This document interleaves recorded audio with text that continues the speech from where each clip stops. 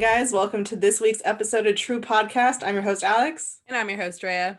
And today we have a very special guest with us. Her name is Courtney. Courtney, why don't you tell the people a little bit about yourself? Hey guys, I'm Courtney. I am one of Andrea's older sister's friends. Me and Danielle have been friends since kindergarten, so I think I'm her longest friend, and she's definitely my longest friend. 100%. So I've known Andrea for literally her whole life, pretty much. So I've always been around, like creeping on the outside of the circle. Let's see. I live in Phoenix now. I've been here for 2 years. I used to live where Andrea lives in Southern California. Lived there until I was 28 and then moved here. Let's see, about myself.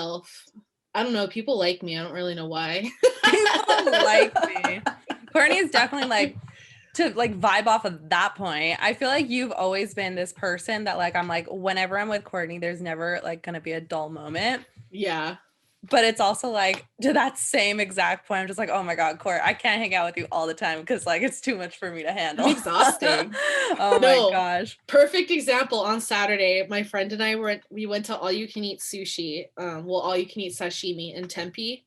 And we were sitting there just talking, and this guy comes up and he's talking to me and he's excuse me, kid, do you mind if I give you a compliment? And I was it depends on the compliment. That's so weird. It was weird. Yeah. And he's I just want you to know you're really beautiful. Have a great day. And walked away. And Elise was did that just happen? I was am I on candid camera? That never happens to me. That could be a lot worse though. Yeah, it could have been I told Elise, my friend that I was with, I started on an antidepressant a week and a half ago. I was that's that Lexapro shit. Oh my gosh.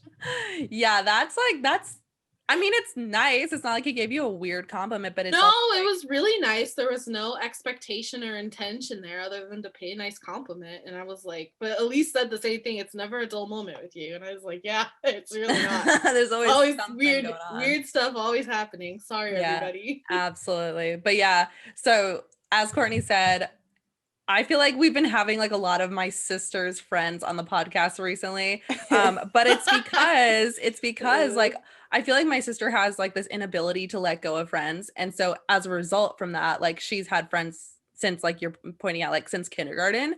And so obviously it's impossible for them not to become my friends.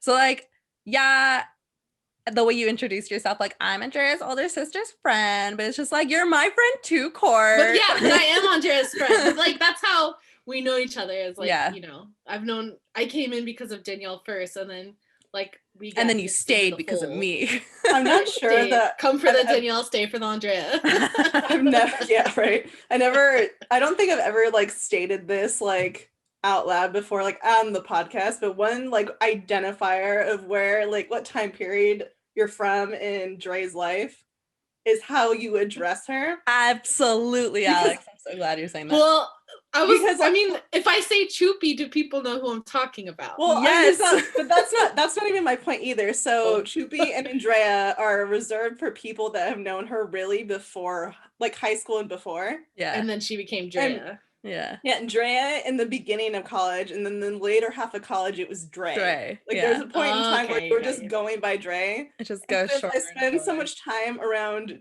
Drea in general because I met her as Drea. Mm-hmm. But since I spend so much time with her in general, I basically call her all of those things except for Choopy. Yeah, that'd be weird if you called me that. That's not my place to call her that. She's not calling me by my family's childhood nickname for me. So I think that's fair respect. Yeah. But I can't help but sometimes call you Andrea.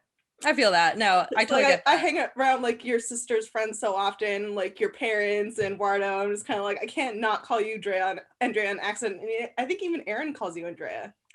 Aaron is weird. I feel Aaron very rarely actually addresses me as my name unless he's talking about me to somebody else. To each other, he never calls me by my name. It's always babe or whatever, which is really funny because I never call him a pet name. I'm always Aaron. such a you thing to do though. I'm so mean.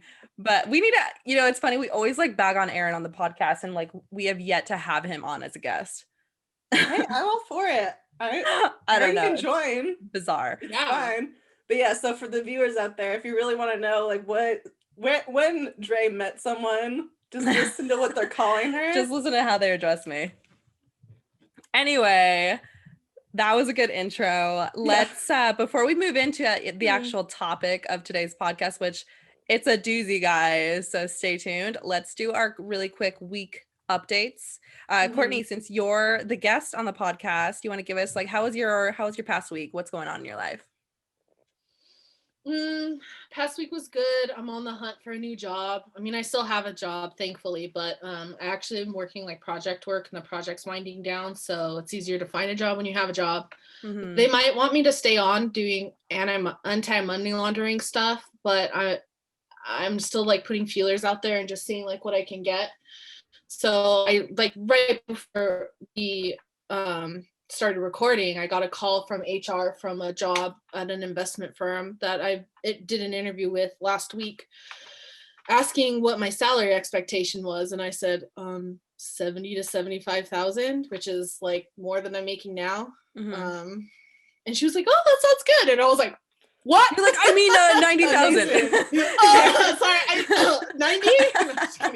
Well, like, it's a brand new position that they're creating, and I had an interview last week with it's a compliance position. So I talked to the compliance director, and then now they want me to interview with the CEO, and I feel like that's a really good sign. And it's basically comes down to like, does the CEO think your personality is a good fit with the company? So for those who don't know, which would be me, what area are you in your like job? Like what do you do? Because I'm just like, I'm hearing like some finance stuff. I'm just like, what do you do? So I mean, my career's kind of all over the place. My first big girl job was at the FBI. So if you've heard them talking about FBI Courtney, I'm FBI Courtney. Am I allowed to talk about that on the podcast? I don't know. Nobody listens to this podcast. You can say whatever you want. So I worked at the FBI. I worked there 3 years almost. And then I went and worked private sector. I worked at Amazon doing I don't think I'm supposed to say what I did at Amazon. Basically doing it's like a really broad, like I didn't realize that I asked such a loaded question. I'm sorry. No, it's a loaded question. So, I mean, basically right now I do compliance analysis for a consulting company. And so like we have a client that broke the law and owes people money basically. And the company I work for was hired to like help them figure out, what they need to do. Right. Okay. To rectify it and how much they owe people. So that's what I'm doing right now. So it's like federal regulatory compliance, which sounds super boring. And I'm not going to lie, it's probably the most boring job I've ever had. And I love it. It's 9 to 5. No one's calling me at midnight because someone got blown up and I need to go pick up the evidence because I used to do evidence. And then I was also mobile surveillance with FBI for like a minute. And then I worked on a joint terrorism task force. And then Amazon was like a wild ride because we were responsible for like basically the security of worldwide ops for Amazon. So like working a boring job is a cakewalk for me, and I'm making the most money I've ever made because it's consulting, right? And I'm like, dope. I feel like one of like speaking to that point you just made, which is like, oh, you don't get called at midnight to go pick up like evidence. One of like the things that has resonated in my brain and will never leave is like back when you were working for the FBI, I remember, or like maybe even before that, I don't even remember. You were telling me how you had to take like some sort of training course or something where you had to walk into this room with like a cadaver, and you were explaining to me the smell and how you almost like passed out from it. And I was like, oh my God, Courtney. No, that was the FBI. We had to go attend an autopsy. Oh my God. Yeah, that was like gnarly. That was really gnarly. Here's the thing, is that like, hearing at the beginning of this podcast, oh, Courtney, like hanging out with you all the time. And I'm just kind of like, I'm sitting here hearing all this stuff. I'm just kind of like, that's what I'm telling you. That's why I'm like, I love totally cool. I love hanging out with Courtney, but like I can only do it every now and then because like it's stories like this where I'm just like, Lord in heaven, take the wheel. Well, and that's why living a boring life right now is like chef's kiss for me because it's so up here all the time. It's nice to just be like chilling. Normal, 9 to 5. Yeah, totally. just living a normal life because my life is so abnormal. Well, I think my whole thing right now is like I've known like some like characters throughout my life, and that's cool. And like I'm not saying this is a bad thing at all about you. I'm definitely not saying that. I've been such a recluse lately that hearing all this, like, just immediately got overwhelmed. I'm sorry. It's totally fine. It's really interesting that you worked at the FBI and have done all these things, and I'm glad to know that I didn't mishear you earlier when I heard you say money laundering. Oh yeah, no. You're like, I had no context with the money laundering. It's Money like laundering, not laundering the money. She's the one, the bookie. I'm the one running the car wash. Oh, I know, Breaking Bad. Oh God. Okay. All right, well, good luck. Anyway, I hope that you get a lot of money at whatever new job you get. I know. I'm we'll like see. 70,000 sounds good to have just like a non-crazy job. Seriously. Anyway, all right. Thank you for that update, Court. Alex, what's going on with your week? I was telling you a little bit about this, Dre, but my whole cool thing right now that if anyone listened to our video games podcast, this might be of interest because I was decidedly against it before. So I helped my brother. So I have a friend who works at Microsoft, and he was able to get my brother one of those, the Xbox Series X, which is like super, super, super sold out right now. Like my brother wasn't anticipating getting one until probably like this summer because like you can't find them anywhere. Right. And I was talking to my friend about it or whatever, and he was like, "Oh, you know, I could help you out." And I was like, "Oh, sweet, thanks, bro." So yeah, that finally came in the mail at the end of last week. So my brother was just like, "Oh, hey, like if you want my old Xbox One, you can have it for, you know, $80." I'm just like, "Sweet, good deal. That's pretty cheap." I don't know what I'd really use it for because I never played Xbox or had an interest in Xbox, but I'll take it. Yeah. I mean, if anything, like I feel like even if you don't have an interest in like gaming, having gaming systems is so convenient for like all the streaming platforms in one place, you know what I mean? Well, and I mean, I have a smart TV, so like all the streaming platforms are there already, but True. it is handy to use as a DVD player because I do have quite a few DVDs. So I'm okay with that. So I set that up last night actually, and I was telling Andrea that I was playing online games for like the first time, like popular online games, because like I have the Switch currently, so like you could play like Super Smash Brothers, which I don't feel like a lot of people are super into right now because I think the way that they do the online play sucks. Yeah, because it sucks as a game in general. Go on. Silence, you hater. You only hate it because you Fight fall me. off the stage. Okay? Yeah, it sucks. Because you're bad at it. That's why you hate it so much. I'm allowed to not like things I'm not good at. I'm a competitive person. That's fair. Anything I'm bad at sucks. I mean, we all know that Mario Party Online stinks too. And then, like, you can play Animal Crossing with your friends online, but that's not, you know, something that you need to do for hours and hours and hours. Right. Whatever. So I played Grounded last night with a couple of friends, and it was really fun. Although, so it's a survival game, and I realized, one, that the Xbox controller is like the exact opposite of a Switch controller, like where the letter buttons are. Like literally, they flipped them. Flipped the A and the B, flipped the X and the Y's. I was pressing the wrong buttons the whole time. I felt like an old person, just like, what does this button do? Yeah, sounds about right. Anyway, I was completely useless during that game. I felt really bad. I wasn't pulling my weight as a survivalist in the game. Like they were like crafting like all these things, like they had bug armor on and whatever, and I'm just like, I have an axe. You remind me of like, do you remember that one meme that was like back when we were in like either middle school or high school, that like Leroy Jenkins meme where like, do you remember that? Yeah, it sounds familiar. I mean, I can't picture it, but it was like these people playing like either World of Warcraft or like League of Legends, and they're all in like a corner like devising a plan. Like they're just like, okay, like such and such is gonna flank this way, and like I'm gonna go get, and they're spending all this time like devising this plan, and then one person's just like, forget y'all, and he's like, Leroy Jenkins, he just like charges in, and like there's like, no, he like kills all of them.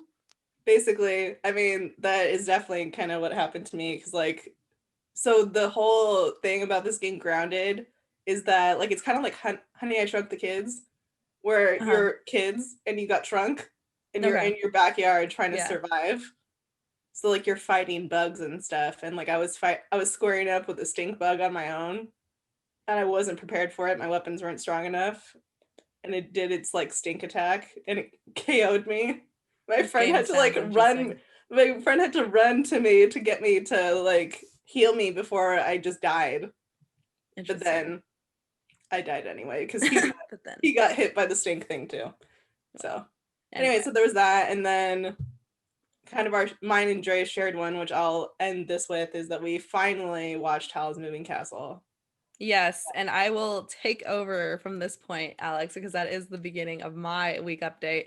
I've been trying to get her to watch this forever. Yeah, so Alex has been trying to get me to watch Howl's Moving Castle for literally like the past 5 years. And it's not that I didn't want to watch it. I just like never had the opportunity to. And then finally she came over this weekend with our friend John and then my sister, and they were all just like, we're gonna watch Howl's Moving Castle, and they were like yelling at me, and I was like, fine. So we watched context before we just leave that there and decide that we are all the aggressors here. Here's the thing, is that me and Danielle, we had both received text messages that this was part of the night was to watch Howl's Moving Castle. And then in Drea's defense, a bunch of people arrived super late, like an hour and a half late. Mm-hmm. Like John, because that's yes, like him. Yes. How did I know? Anyway, so like one thing that we really wanted to do is play the Blockbuster game. Mm-hmm. So we did that first. And then Drea wanted to play video games because that was also supposed to be part of the night. But me and Danielle were adamant. We're like, listen, we got told that we're going to be doing Howl's Moving Castle. This must happen. We're going to be so salty if we don't end up doing this tonight. Anyway, we watched it. It was cute. I liked it. I feel like I'm in the know now with like a lot of references. Like literally that night, Danielle was sending me like TikToks about like Howl's Moving Castle fashion, and I was like, well, at least I understand it now.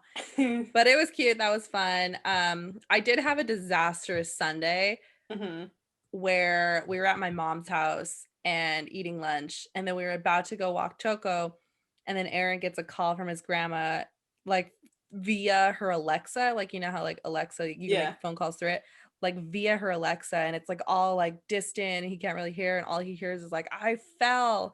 And we're just like, what? So we had to rush home, find her fallen in her bathroom, like head cut open. Oh no. Wrist like purple, and we're just like, so it was like a whole Thank ordeal. God for the Alexa. That's right. So that's exactly why we bought it, because like maybe a year or so ago she had fallen. We were at home, like we were actually like in bed going to sleep, and she had fallen in our kitchen and like fallen in such a way where she hit the corner of our dining table on her head, and it completely split open her head, and like we just heard her like barely from our room like help. And so we come down, there's like literally an ocean of blood like all over the floor. We took her to the hospital, like she was fine, like it was okay. But that's why we got the Alexas, because we're just like, if she's ever in despair, we need some way for her to like contact us. We thought about first getting Life Alert, but then we were just like looking into it, and there was like this weird subscription thing that like you pay like $50 a month, and it's just like so we got the Alexas. Anyways, so we come home to that. We had to like lift her, obviously, which was a whole nother ordeal because she had really, really bruised her knee. And then what we thought maybe she had fractured or sprained her wrist. So we were like trying to pull her. Aaron was pulling her up by one arm, and then I was behind her pushing. And she's a big woman, like, you know, like she's not a small woman. So it was a mission and a half, but we did it. Got her to the hospital. She broke her wrist, but all is good. Nothing major. Like luckily, like the cut she had on her head wasn't that bad. Like it was minor. She has her cast, and like it wasn't like a compound fracture, so it didn't go through the skin or anything. So she's okay. I made her brownies, and she was like happy that night. But it was a very stressful Sunday.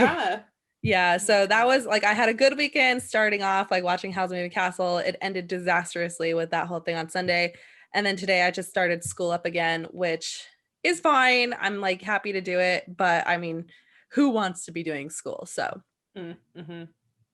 but anyway. Well, that sounds like an adventure. I'm glad to hear that she's okay though. She is okay. Thank you. But anyway, let's move on to the topic at hand, which is dating older men, and Courtney is an expert in this topic. So I can't think of like a better person to have this conversation with. So we're going to do this in a little bit of a different style than we've done our previous podcast. We're going to do like this like interview type format. So hope you guys like it. So the first question that I wanted to intro this with, Court, is, so when we were bringing up the topic of having you on the podcast, you gave me like a few suggestions of like topics you wanted to talk about. And this was one of the ones that you're like, oh, I could talk about, dating older men. And so like, I wanted to know why is that your go-to, why was that your first like thought? It's kind of my shtick, like people joke that I'm the grave digger. Like I'm not like Anna Nicole Smith or something like that. But, like, it's not quite that dramatic. Instead of cradle robber. I know, it's like the total opposite. That was amazing. Just because that's kind of like when people think about like, oh, who's Courtney as a person? Well, it's her thing with older men. It always has been, like always. So and it's kind of like unique, Mm-hmm. Not a lot of people have that experience or seek that out. And it's not even like a sugar daddy thing or anything like that. Like literally I just like, that's who I vibe with when I'm dating. So can we define here what age we're talking about? Well, I'm just saying, because like I think that there's like some people be like, I'm dating an older man who's 31. Yeah, so I'm just like, okay. There's a difference between 31 or like 80. So right. No. So right now I'm 30 and my boyfriend is 55. Okay. So that's like, what is that? 25 years? Yeah. He was born in 65 and I was born in 90. So like basically my husband's whole age is like the age discrepancy between you and your boyfriend. Yeah. That's wild. We're a whole Aaron apart. You're a whole Aaron apart. Yeah, that's like kind of like, so when I was thinking about this, it's really interesting, like this topic to me, because everyone I've ever dated ever has been younger than me. I dated like one guy, I did Cullen, and he was like 3 years older than me or whatever. And I dated him for like a week, but that doesn't count. But every guy I've ever had a relationship has been younger than me. So I'm just like, how bizarre. Like, I don't even know what it would be like to be with someone who's like, has their life together already, like has their own house, their own job, like this, Well, and that's kind of like the draw for me, is like someone who has their life together. And it's not even like, oh, I want somebody to like pay my bills and take care of me. I'm perfectly capable of taking care of myself. I always have. But I don't know. It's always been older dudes. And I've tried dating guys my own age, and I just, there's so much work. I'm not here looking for a project. Although I did date an older guy that was a project. My last ex-boyfriend would turn into a project, and I finally was like, I had enough. He ended up actually cheating on me, which isn't an age thing. That's just a person thing. Yeah. Right, yeah. But I mean, it was really easy for me to walk away, like wash my hands with like no remorse, or, like I could have tried harder because of that. Because he was totally turning into a project, and I was thinking about breaking up with him anyway, and then he just gave me, the out, and I could shimmy on out. Yeah. But when we broke up, I was 28, I think, and he was 51. Yeah, because it's 2019, so I was about to turn 29, and he had just turned 51. Interesting. So what is the biggest age difference you've ever had between you and someone you've dated? I dated a guy when I was like single, like between like my ex and my current boyfriend. I dated a guy, I was 29 and he was he 61? I think he was 61. Dang, that's a significant. He was fun. Like he was just fun. Like we just have fun together, we go out to the bar and like go to happy hour and like have a good time, but I don't know. It's just always like been my thing. My first boyfriend, he was 20, I was 24, I guess. And then he was 25. Was it really that long ago? Yeah, it was 2015. He was the pilot, right? AJ, he was the pilot. I remember Freaking that. AJ. I remember that. Yeah, that remember actually that? like segues into one of my questions that I had for you was like, has it always been older men, or like have you dated like younger, and what do you like, what's the biggest difference for you? Like what makes you say like, oh, forget younger guys? I mean, it's a maturity thing, right? And I mean, obviously, like when you're going in with an age gap, you have to be cognizant of like, is this person that's older dating me, the younger person, because they can't find someone their own age that'll put up with their crap? And in a lot of cases, that is that. And I think I'm pretty good at like screening that out because it's never really been a huge issue for me. Mm-hmm. But I felt like AJ, as someone my own age, had put me through like a lot of crap too because of his own issues, you know. I mean, it's just, there's like a maturity there. I don't know how to explain it other than that. It's like, it's not I'm finding out who I am, it's I know who I am and I'm confident in that. And there's this kind of, you know, comfort with that I find really appealing. I think that's the big draw for me. So I would definitely agree in the sense of like, so the oldest guy I've dated has only been 4 years older than me, so that's not like, you know, too big of a gap. But I definitely agree on I'm not interested in dating more than a year younger than me. Like just period. Because my whole thing, and yeah, Dre, just whatever.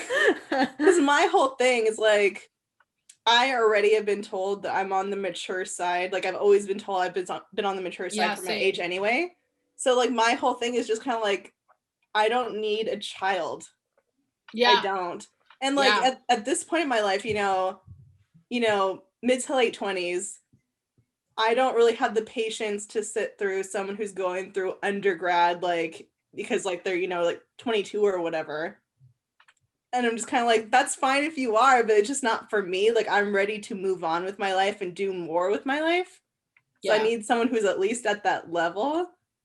And I'm not, at this point, I don't feel like I'm going to find that with, you know, a guy who's a couple years younger than me. Like, I want someone who's more in, you know, my speed.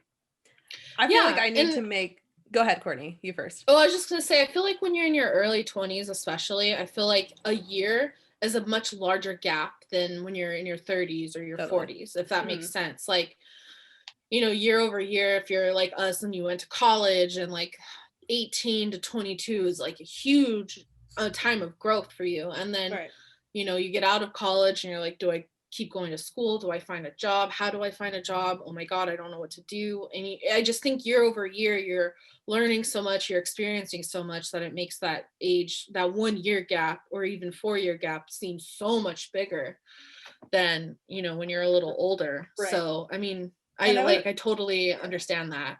And I would also like to say my own bad habit as well is that, like, because I feel like I could kind of big sister people a lot. So if someone is more than a year younger than me, I'm kind of just viewing them as a kid anyway. Yeah. So I'm like automatically just writing them off a little bit, which is my bad because I'm sure that there are younger guys who are more put together and more serious, and that's fine. But if I see you out on the street, I'm going to probably be like, okay, kid. Even if they're like 24. Yeah, I need to like make some comments here because I feel like I have to represent the flip side of this viewpoint. I have to defend your position. I have to defend my position. So my husband is 2 years younger than me. Well, like technically like 1 and like 7 months or something like that younger than me. And so when we started dating, like I couldn't go to a bar with him because like he was under 21 and like I was like 23 or whatever. Yeah, it's like a weird thought. And like even at the time I remember it being weird because I would think like, oh, like let's go to Lord's or like let's do this or like whatever. And not that he drinks anyway, but like, you know, like he was just like, well, he couldn't even go in. Yeah, well at Lord's he probably could because it's like a family bar, but like if I wanted to go somewhere else, it's like he couldn't go in, you know. And it's just like so weird because it was like I tend to forget that Aaron's younger than me because Alex can, and then Courtney, you too, probably. Alex more so because she spends more time with him, but she can attest that my husband is like really that anomaly of like being really mature for his age. Like he seems like an old man. And And so it was like really easy for me to forget that he was younger than me until things like that happened. And I was like, oh my God, I'm dating a little baby. And it is kind of bizarre because then later in our lives, like we bought a house together, you know, like before we got married even. And I was supporting him while he was finishing his undergrad. Like I was working full time and like he was just going to school full time. And it's like, it's such a weird thought to think that like that was the lifestyle I was living, you know? Cause like it's weird. Like I agree with you guys. It's weird to date someone like where you're kind of babying them, where you're kind of like mothering them. Cause in a sense, like I was literally his only like income, like his support, like everything I made, like was our monies. And I don't know, like I guess it's just it doesn't bother me as much. Like it is weird to think about, but at the same time I'm just like I don't know. I guess it just never like deterred me from dating him. So I feel like Well, my argument here is that like there are, and you guys did say this, like there are guys who are younger and do have like that more mature mindset. And I'm really lucky to have found one. But to your point, and to like negate my point, I've just dated everyone younger than me and not all of them have been at that maturity level. So like it's just like it's not good. I'll be with you guys. Like it's not good. I wish I dated older guys. It just never happened. Yeah, well, I mean, and you made a good point about the mindset, right? And like, yeah, Mhm. you were supporting him, but he was probably supporting you in other ways because he has Yeah. that maturity. Whereas a lot of boys his age, men his age, wouldn't have that maturity and be supportive. And like, not only is the financial burden on you, but that emotional labor cost as well. Totally. 100%. and I feel like at that point in which you guys had started dating, like you were fairly like fresh out of college even. Because I feel like that's even a little bit different as far as where you were in your life. Mhm. Because I think that, you know, if you think about it now, you know, just throw out the idea right now that you're married. Like Yeah. that's something that you would want right now. God, it's like a weird question to ask me because I would say no, but then knowing myself, like if I had a connection with someone and they were still in like undergrad right now, like I think I would date them Hmm. With the age gap too, like with the the age not gap. not Yeah. not like, you know, someone who's like going back to school after some No, no, time. no, no, yeah, yeah. Like if I was single now and I had a really good connection with someone who was like 20, I think I would date them. 20 is way too young for me. I mean, I've already said that. I've already said I mean, it that seems like more than a both. year, I'm like, ugh, 20. Yeah, like both you and Courtney seem to be on the same like accord. But then like I don't know. Obviously, like who's to say that I actually would, because you know, this is all hypotheticals, but like just Right. sitting here and like thinking about it, like thinking about how I was willing to date Aaron then, you know, and as you were saying, when you're younger, like a couple years is like pretty significant. Like my willingness to date him, I'm just like, I have to assume that if I was in that situation now, I'd be open to it. Well, and one thing I think also to consider, because I mean, I don't know about Courtney, but I know that I've had these conversations with you, Andrea, a lot, that Mhm. it also kind of is dependent, I think, on what your goals are for like a particular time that you're in. That's 'Cause, like for true. me, like I want to settle down, I want to start a family. Exactly, whereas you don't. So I think that waiting for someone in that way because you're not interested in doing that right now, it's Yeah, probably true. not as big of a deal You're as it right. is for me, where I'm just kind of like I'm trying to like do the whole thing. You're right. And that's probably also indicative to like Courtney's whole viewpoint and like dating like men who like you're saying your boyfriend right now like already has kids, you know, he's like lived that life, because I know that you don't necessarily want to have like children. And so it's probably like the same mindset you're at. It's just like, okay, I want someone who's like over that in their life. Would you say you agree with that? Oh yeah, 100%. Part of the draw of my boyfriend is that he's raised his kids into like competent adulthood. Like he has two kids that are adults that are good people, Mm-hmm. responsible people, jobs, everything, like have their lives together too. Like why would he want, another kid? And we talked about it, like what if I got pregnant, and I told him like we're not keeping it. Like, I don't want kids. I mean, is that Yeah. crass? I mean, maybe, yeah, but like, like we had that discussion, and thankfully he had a vasectomy, so the odds of that happening are like the next messiah levels of infinitesimal. So Right. thank God for 20 years ago Olivier for getting neutered. Oh my gosh. I mean, like, also to your point, like, I'm also in that boat of like, will I ever actually get pregnant because I have PCOS? So it's like that same boat that you're in. It's just like, I know it's possible, but it's like yeah, less and I have likely. PCOS too. And I mean, they always say like it affects your fertility, but I know, I mean, if you ever watched like I didn't know I was pregnant, it's always women with PCOS. We literally just talked about that in our last podcast. I was like telling Alex how Paulette was like a toilet baby and whatnot. And then she texted me like the week that it came out. She was like, "Oh my god, I can't believe you mentioned that in the podcast." And I was like, now you've mentioned it again. I was like, "Whoops, I meant to ask you if it was okay. I forgot." It's funny because I was listening back to that episode and I was like, oh, it must have been okay with her. I know, I totally forgot. And then I released the episode and then she texted me that and I was like, oh crap, I totally forgot about this. Amazing. But she's cool. Paulette, love you. But yeah, so like, yeah, to your point, like that it is possible, but at the same time, I feel like there's like that level of like comfort that I have where I'm just like, well, maybe I just won't ever get pregnant and then I just won't have to worry about thinking of a family. Yeah, Alex I mean, like, shut up, you want kids. Well, I mean, I'm not gonna argue there. That it's nice, like for me, like I know I will, and I'm definitely having surgery next year to like get sterilized. And I mean, part of it is because like I for sure don't want kids, and part of it is like health issues. So right.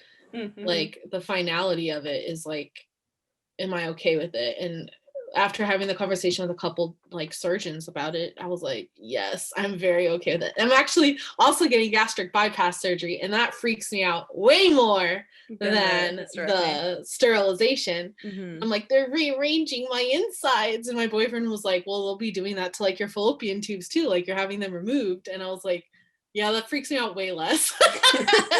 Than, like, you're so like disconnected when I'm like from that rearranging my intestines and attaching them in the wrong spot. Like that freaks me out way more. Is that what so what exactly is a gastric bypass? We're getting off topic, but this is interesting. So basically there's a couple different types of weight loss surgery, and gastric bypass is one of them. And so they take like, here's your stomach, right? And you have like your esophagus up here, and then like comes out like, I think it's your duodenum down here. Then they take the duodenum, which is the top part of your intestines, and like reattach it up at the top.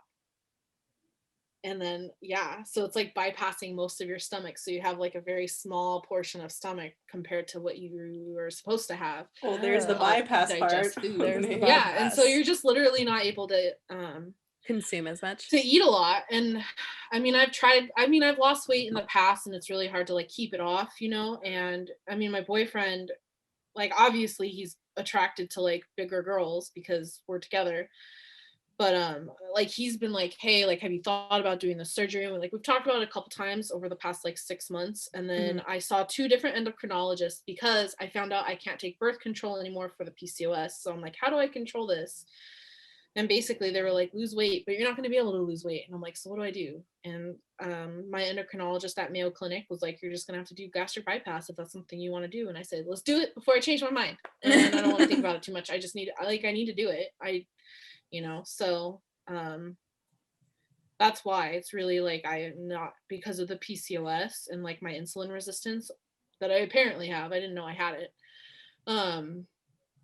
Like that's why I'm doing it. So right.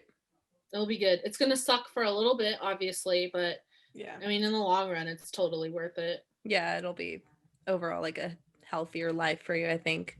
Yeah. And I mean, like, I'm fine now. Like, I don't let my weight, like, get in my way and stuff, but obviously, like, it does a little bit just because, like, when you're fat, society doesn't love you. My God, Court. I mean, that's the truth. I wasn't even going in that direction. I was just like more going in like, I know you've had like issues with your PCOS and like all that stuff. And I know that weight gain is like a big side effect from that because I live that life.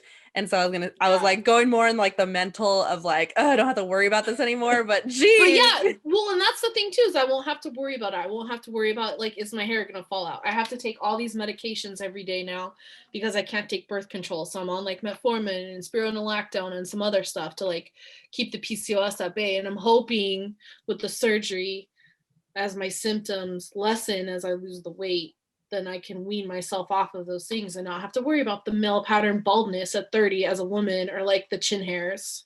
Oh God, I'm always going to have to worry about that. Kill me. But I will say I started drinking spearmint tea twice a day and taking spironolactone, and the chin hairs have been conquered mostly. Is That's spearmint tea caffeinated?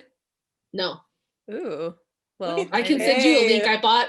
I bought a pound of it, which when it's dried tea is a lot of freaking tea on Amazon. I know. For I like had a tea shop. I know. So I can send you the link of the one I bought. Yes, send it to me because your girl needs it. Okay, let's get back to the topic. Sorry, we like really took a tangent. Okay, so just a few more like little fun questions that we can ask you. So if you don't mind, share with us some of your favorite experiences that you feel would have never occurred had you dated someone like around or at your age. So I didn't leave the country until I was 27, because it was November of 2017. So I was 27, and I got to go to the Middle East for 2 weeks because my ex-boyfriend, he was military, he was deployed to the Middle East, not in like a combat, I mean, not like to war, right? He was in Bahrain, which is like very comparatively like cushy, deployment for somebody in the Navy. And he flew me out. He flew me out there for 2 weeks, and I got to explore Bahrain, and we went to Dubai for 2 weeks. And I feel like, I mean, obviously that kind of gets into like he's paying my way, but like he wanted me to come see him, and I was like I was working at the FBI, not making a lot of money at the time, and that was a really cool experience, was getting to see it. Plus he used to like live in Bahrain because he did work there for a while with the government and stuff. So he, that was a really cool experience, was like getting to see another culture. Yeah. Right. And like someone that was like willing to share that with me. Right. That was really cool. I mean, just in like the day-to-day, I don't know. They just have a different sense of humor. I mean, especially my boyfriend now, like he has very much my dry sense of humor. You know how like I'll just like interject and say something super dry but super shocking? Yes. Same. He is the older male French version of me, and it's so great. I'm so here for it. So interesting. I would love to actually meet him. I would say in your defense, because you mentioned the whole like pain for you to go out of the country and whatever. I will say on a smaller scale that when I was in college, and I think Drea probably remembers this, I paid for my boyfriend who was living in Oregon at the time to come visit me. Because, it's not necessarily about, making a commentary in either way. It's just like he wasn't able to afford it at the time, and I really wanted to see him, and I had, I was able to do so I flew him down. Right. So I'm just kind of like, I don't think that's something that should be reserved just for those situations and putting that context on there. Because like it happens in other situations too. Like he was older than me actually. Yeah. So it was the reverse.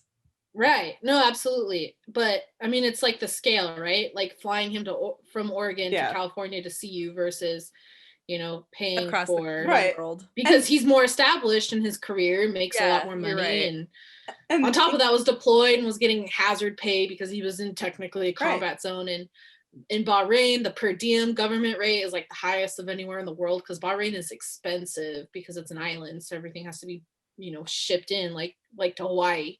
Right. So everything's like and that's he made a lot of money doing that, so it was nice like having someone that was like more established that like wanted to share that with me. Totally. I agree. So I mean, that was really cool. But yeah, I don't know, it's just like there's like a dry sense of humor there that I don't really come across in people my age. That's like a lot of fun. I don't know, maybe because they all grew up on Monty Python. I don't know. That's ridiculous. Okay, and then so is there anything you don't like about dating older men? So one thing that I try not to think about is like if me and my current boyfriend stay together, like he's gonna die before me. Like that sucks. That is that really definitely sucks. Something to think about. Yeah, especially because I really like this one and I want to keep him. This one as long as I can. As long as I can, because he's pure and precious. Like, do you ever like what do you? Because that brings up a good point. Me and Alex have actually mentioned this. We had in our last podcast, our like would you rather podcast. I think one of the questions you asked me was like, would you rather you or your partner die first? Right. And we were both like very exclusively like, I need to die first because I can't like be alone after the fact. What do you like think, because obviously, like, you make a good point. If he's so much older, chances, I mean, it's possible that you would No, yeah, no, it's a very real thing. Chances are the older person would probably go first. What do you think you would do after the fact? Like, do you think you would date someone else, or like, is that just kind of like, this is your soulmate and that's it? I don't know if I believe in soulmates, at least not like romantic soulmates. Mm-hmm. So I don't believe in like the one, right? Like, right. I mean, this sounds like more callous than I really mean it, but I'll say that he's like my one for right now, because the future is not guaranteed to any of us. Right. So he's definitely like the person I need in my life for what I'm going through personally right now. Like, I hope he stays. Like, that'd be super dope if he could stay as long as he could. But I mean, we'll stay together. We're together, 25 years, and then I'll be 50 and he'll be 75, and he dies. I don't know. Would I be alone the rest of my life? I really don't know. I mean, I've thought, these are things I've thought about. I mean, don't think I haven't thought about it, but it's like, I really don't have the answer. I 100% don't have the answer. Yeah, now, right.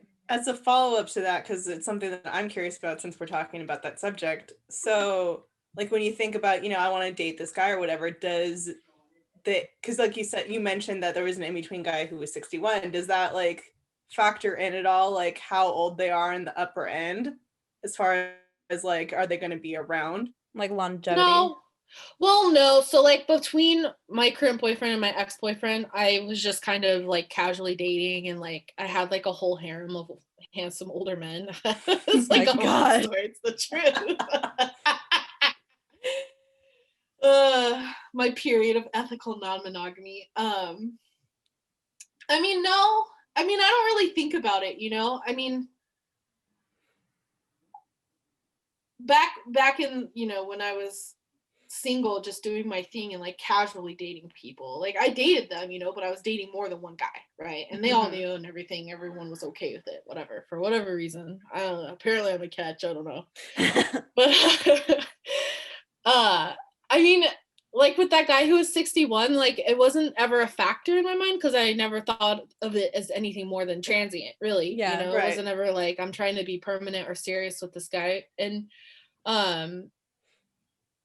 but when I met Olivier, I was like, oh God, I'm in so much trouble. Because I just knew, like, and I tried to date younger, right? So when I broke up with my ex, I set my, I made a Tinder, and I set my Tinder profile to like 40 at the lower end, but there was no upper limit. And this is 100% true. This is not a stupid Courtney joke, like Taco Bell Cantina. Like, side note, Olivia, we went to Vegas. I told Olivia about the Taco Bell Cantina in Vegas, and he just was like, whatever, Courtney. Well, we get there, he sees the Taco Bell Cantina, and he was like, Taco Bell Cantina, that's real? I thought that was another one of your stupid jokes. I like literally fell on the floor on the strip laughing. It was just like hilarious. So like, people who know me, I make stupid jokes up and weird hypotheticals, but no, like I literally set my lower limit on Tinder to 40, and then no upper limit. Just see what happens. Oh my gosh. Well, I think, because my interest is solely in like, my experience with dating and whatever, because Drea knows this about me, that I'm like a serial, like serious monogamist, where I'm just kind of like, I only look for longevity. Like that's all I'm interested in, which, is just what my headspace is. So like, it's interesting for me to try to understand, something that just isn't a part of my view. Yeah. Well, and like for me, I just never, like, being married or like having a husband is totally 100% not a goal of mine. And like, it's nice to go through life with like a companion, like, don't get me wrong, but I'm not on like an ovarian timeline, if you will. I'm like, the eggs, they're getting bad. They're gonna go bad soon. They're already bad. Too late. They're already bad. So, so like, it's just, I don't know. And part of that is like me going through this journey of like self-love and like learning how to like love myself for the first time, and like realizing that I'm worth permanency, and how does that change my calculus for dating. Right. But because like, I even with my ex, like I moved states to be with him, but I never ever saw it as permanent. And I was moving states to live with him in the house that he like custom built for us, and I was still looking at apartments in Arizona just in case. Oh my gosh. Which was like a good thing because I ended up moving out in the middle of the night, Right. like a month later. It's the whole thing. Well, I just hit the computer. Sorry, everybody. You're good. I mean, that's a whole thing. But like, for the first time, I'm with someone that I'm like, oh my god, like I could be with this person. I could do this for years. Yeah, that's awesome. I'm so happy He's for just you. like a good person, and we have very similar interests, and we're both like nerdy in the same ways. Like just before we hopped on and started recording, we were in an argument over text about what point of the US is closest to Africa. That's so dumb. It's so dumb. Yeah, like true story. Oh my gosh. I mean, we just mesh really well. I've never like dated someone that I like mesh so well with, and like we both have like the same stupid sense of humor and like dad jokes.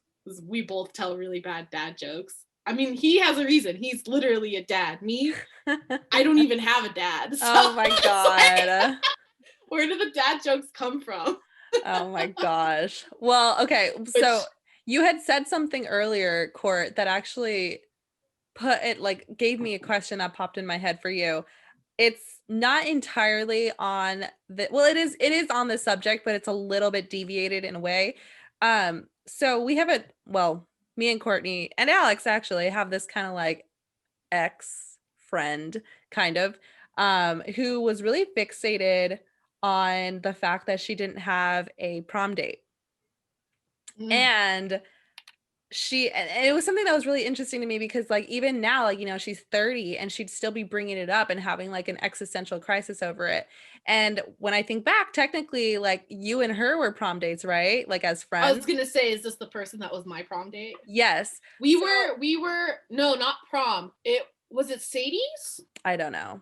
I mean, you guys went as each other's date. I think maybe like Sadie's and Winter Formal or something. I think we went to 2 together.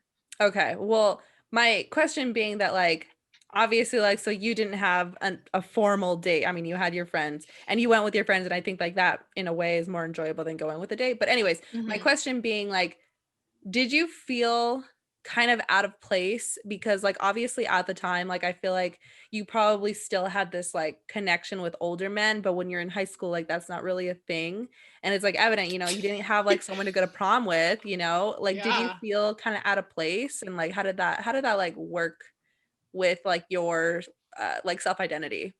Ooh, I will say you are skirting the fine line of a very deep and dark Pandora's box. Oh gosh. I'm not going to touch it. Only like answer what you feel comfortable with. Dating high schoolers is bad when you're not a high schooler. I'm not gonna unpack that. Anyway.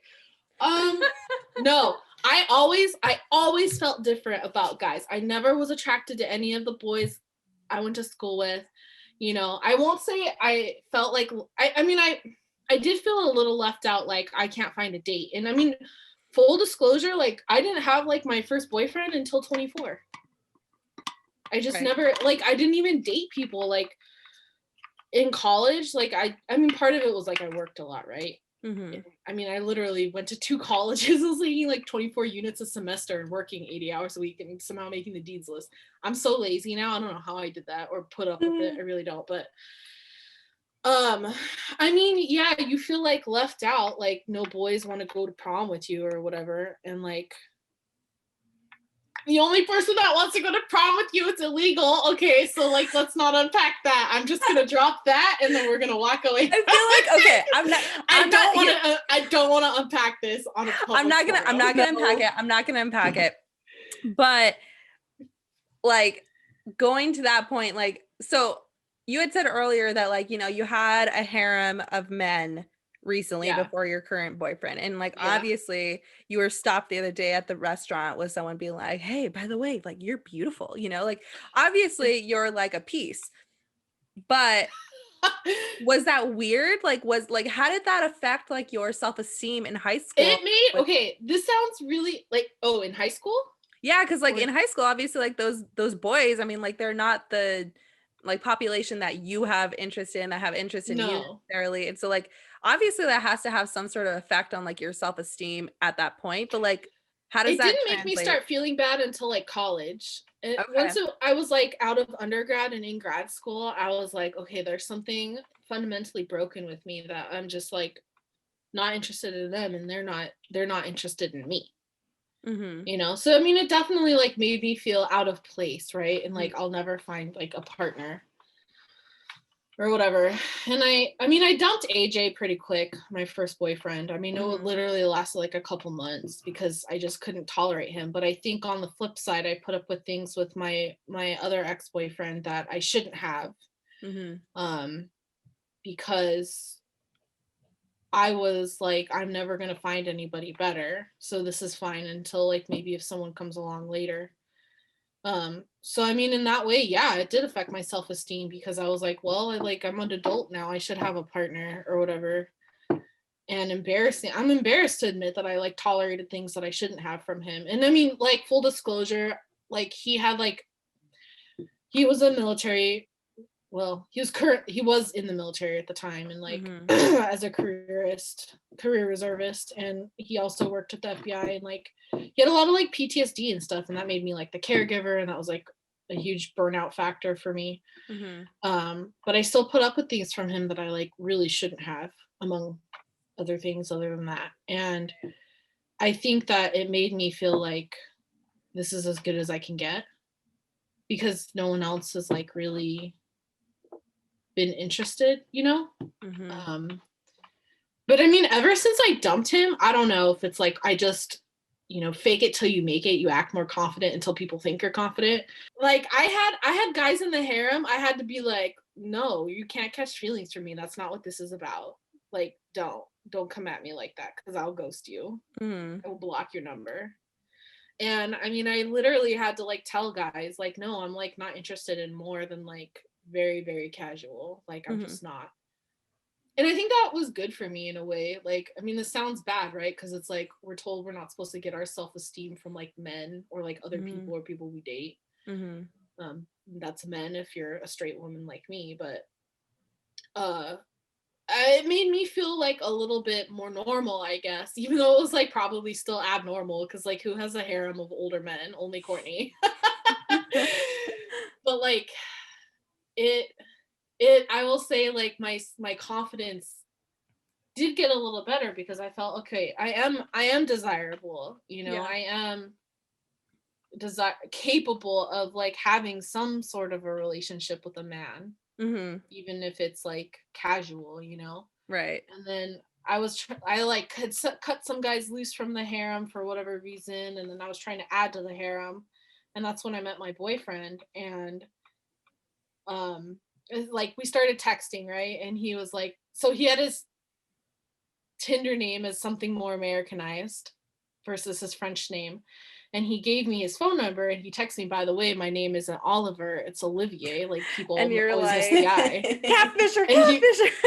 No, he was like, I'm French. He's like, I'm French, and people always like miss the I, or like don't know what the name is. And I said, oh, you're French. Like, I'm like, oh yeah, your grandpa's probably from France, right? Well, I go to meet him, and my first thought was, oh, you're French. Which, like, I'm not one of those people that's like into accents or anything like that, but like my ex-boyfriend was also like immigrated here, you know. And I mean, I have a long-standing thing for immigrants, apparently, even though I'm not super well traveled, and like my tribe has been here a long time, all both sides of my family. But I don't know what that is. We'll unpack that in therapy this week.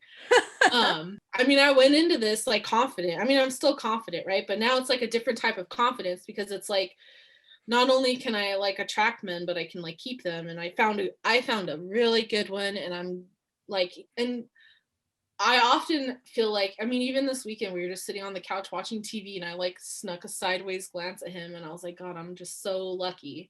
Not even like physically or whatever, just like who he is as a person. Like, he's such a good person, and I don't even know that he like sees it. And I was like, I'm so lucky. And then I had this thought of like, well, he's lucky too, because I know I'm a catch. You know, we like support each other, and we do a lot for each other. And like, that I think has been an even bigger confidence boost, is like somebody who's like a good person and like loves me for me. you know. Right. And This is so sweet, Courtney. Like, ugh. I know it's a side of me no one ever sees. And now the world will see. And now the it. whole world will know, everyone that listens to this godforsaken podcast knows Oh my my deepest, darkest, dirtiest secret. And it's that I'm a little mushy. Emotional. I have an emotional side. But I mean, that's the thing, right? Is I always keep things light and like joking. And I think that like with men, I was always that way until him. Even with my ex-boyfriend that I like moved states for. Yeah. I never like allowed myself to like open up. I mean, obviously there's like underlying issues there, right? That is not the topic of this podcast, but Stay tuned. stick to the topic. Yeah, we could have an underlying issues podcast. feel I like we know, all have literally, those. that would be actually a really good like podcast. That'd be a really topic. good podcast. Yeah, let's put it in the books. My whole thing that, you know, like as just observing, hearing all this stuff is like, you know, obviously no matter like what side are you on, because obviously Drea is on the younger edge of the spectrum as far as like what her interests are, and like guys, I'm in the middle, and you know, you're on the other end. Is just like, I think if what we can all agree upon, as long as it's something that makes you happy and that is healthy, like a healthy relationship, like what you were describing, because like what you were describing is the exact same thing that I want, you know, just whatever what I want looks like might be different from what you look like, for what your stuff looks like, you know? Right. As long as that all makes us happy and healthy, then it's fine. Yeah, totally. Yeah, and I think a lot of people, no matter what age they're at and what age their partner's at, will get stuck in this trap of like, it's not healthy, but it's better than being alone, which I think is like super wrong. And like, for me, it was easier to let things slide with my ex-boyfriend because like we were on distance and I wasn't so emotionally invested. So I was like, whatever, like this isn't forever. But with Olivier, like I'm invested, like emotionally, in a way that I've never like let myself be before. I know that like you said earlier that you obviously have no interest in like, you know, marriage, family, this. But let's say like hypothetically Olivier were to be like, Courtney, I love you, let's get married. Like, oh my God, I think I would spontaneously combust. And not from happiness. It would just be like sheer panic. Oh my gosh. Is there ever a situation where you think that you would want to get married? I don't know. I mean, yes, actually, we've talked about this and we both said we don't want to get married because he's been married and divorced. And I think that he's like, married again, which is fine. That's his problem. But I said the only thing about it to me that is attractive is you can have 2 health insurances. Because if we got married, you'd be on mine and I'd be on yours. And that's the sexiest thing I've ever heard. Oh my God. Like literally, I'm not even joking. That's like the only draw for me. Or like, I mean, and we talked about like if we move in together and we're together for a while and say one of us gets sick and then there's like a life insurance issue, like who, you know. Right. So, I mean, that sounds really like cut and dry, right? And I mean, we're not like dry, like we're pretty like emotional and like mushy with each other, but like as far as marriage goes, I mean, I literally only see it as like a financial contract because that's exactly what it is. That's all it is. Like, I don't need a financial contract to prove to you that I love you and like make it more difficult to disentangle myself if we divorce or decide we're not in love anymore. So, I mean, it's just, I don't know. I feel you. No, it's just like that's why I asked, because like obviously like everyone has their own viewpoint on marriage. I think like that in itself is a whole podcast topic. So it's just like interesting for me to hear like, you know, because obviously I'm married and like Alex wants to get married. So it's like interesting to see the perspective of someone who's like, no. Yeah. And I mean, maybe if we're together 3 or 4 years, like, I mean, we've only been together. We just had like our year. I don't even know when our anniversary is, but I think we met at the end of last January. This was the week after I started my new job here that I'm at right now. And I started that January 21st. And I want to say I met him on a Tuesday because he asked me to come over on a Monday. And I was like while I was at work and I was wearing like just like regular work clothes. I wasn't cute. So I was like, I'll come over tomorrow. I'll dress cute for you. I'm pretty sure it was a Tuesday. I think it was the 28th of January. So, I mean, if we're together, like, you know, in 3 years and like he changed, like, what if I change my mind and I'm like, no, I want to marry you because of you, or he wants to marry me? Like, I don't know. We'll have to assess. Yeah. But I mean, people's wants and desires and goals change, and that's Right. fine. And that's Right. like with any relationship, and like if we change our minds or whatever. But I feel like we've been together only a year. Like, how could people, I'm like sitting, looking, observing the world. I'm like, how do people just in any relationship decide after only a year that this is the person that they want to entangle themselves with? Like, that's wild to me. Like, no. I feel you. No. I mean, that's And good I know that you're- things, and I know things about him that he's never told anybody else because Uh-huh. I guess like emotional intimacy or whatever. But like, I'm not saying like those things make me not want to spend the rest of my life with him, but like I just feel like it's still too soon for me to even make that assessment. It like blows my mind when people are like, we've been together for a year, I'm gonna propose to her. And I'm like, what? do you even know her? Have you even lived together? You know? Yeah. Because of COVID, we haven't even had the opportunity to travel a lot together, you know? Right. Yeah. When we travel, it's usually because he works on the weekends and they're paying for his hotel and he's taking me with him. Crazy. Mm-hmm. All right. Well, to wrap up this podcast, I have one last and final question for you. And this is like an off-topic question. But in our podcast, our New Year's resolution podcast, we had our good friend John on the podcast, who is good friends with Courtney as well.